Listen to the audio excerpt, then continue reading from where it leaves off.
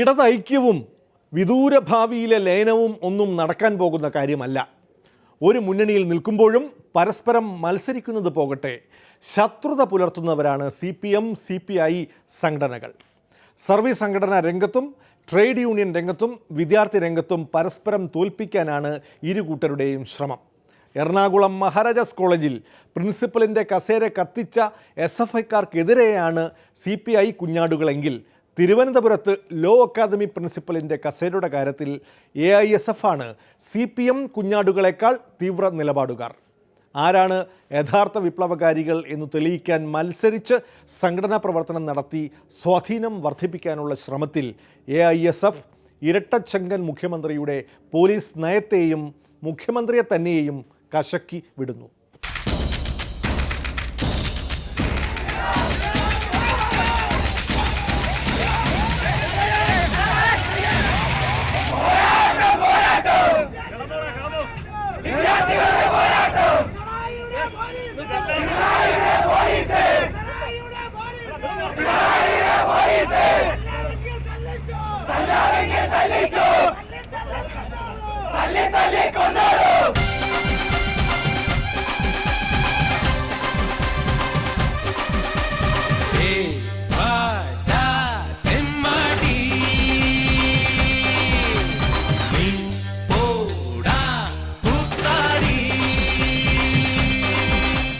ചങ്കുള്ള ആഭ്യന്തരമന്ത്രി ചങ്കുറപ്പുള്ള പിള്ളേർക്ക് നേരെ കളിക്കുമ്പോ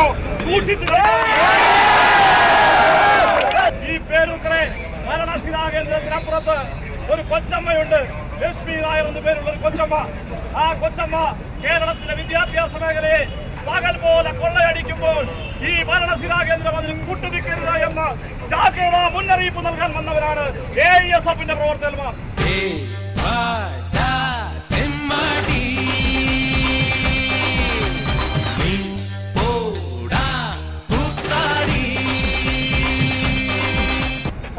ദിവസമായി വിദ്യാർത്ഥികൾ പട്ടിണി കിടക്കുക, നിരാഹാരം കിടക്കുക.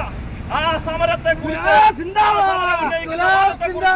ബഹുമാനായ കേരളത്തിന്റെ മുഖ്യമന്ത്രി ഒരു വാക്കുലിയാടിയില്ല എന്നത് അപമാനകരമാണ്, അപമാനകരമാണ്, അപമാനകരമാണെന്ന് AISF സൂചിപ്പിക്കുകയാണ്. പ്രിയപ്പെട്ടവരെ,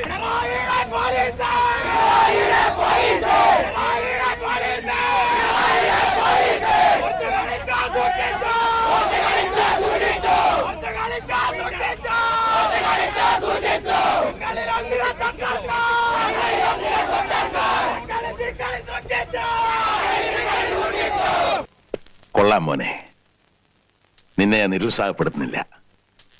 എനിക്ക് പരിപൂർണ വിശ്വാസമായി. ക്ഷമിച്ചോളൂ.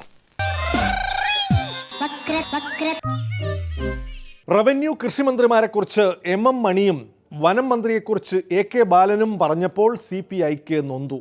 വിമർശകർ പാർട്ടി പത്രത്തിന് ആറാട്ട് മുണ്ടന്മാരായി. AISF പിള്ളേരുടെ മുഖ്യമന്ത്രി വിമർശനത്തിന് പാർട്ടി ജിഹോയിൽ ഒരു മറുപടി പുരാണം പ്രതീക്ഷിക്കുന്നു. ബിന്ദു കൃഷ്ണ സ്വന്തം കഥ പറയുന്നു. ഇടവേളയ്ക്ക് ശേഷം. ഇതാ ഒരു നീണ്ട കഥ, നീണ്ട നീണ്ട നീണ്ട കഥ. ഇതാ പിടിച്ചോ, ഒരു നീണ്ട കഥ. ഞാൻ ജനിച്ചത് ഒരു കശുവണ്ടി തൊഴിലാളി അമ്മയുടെ മകളായിട്ടാണ്.